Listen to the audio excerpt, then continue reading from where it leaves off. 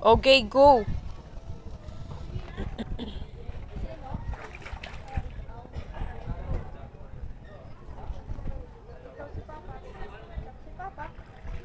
Wow!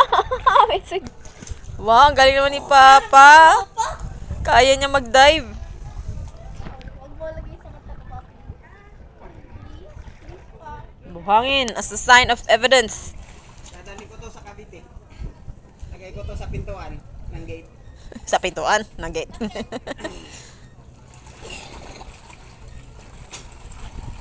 Yan po. Ebidensya. Tae po yan. Alat-alat pa. Tae po yan. May halong. Ah, sakit!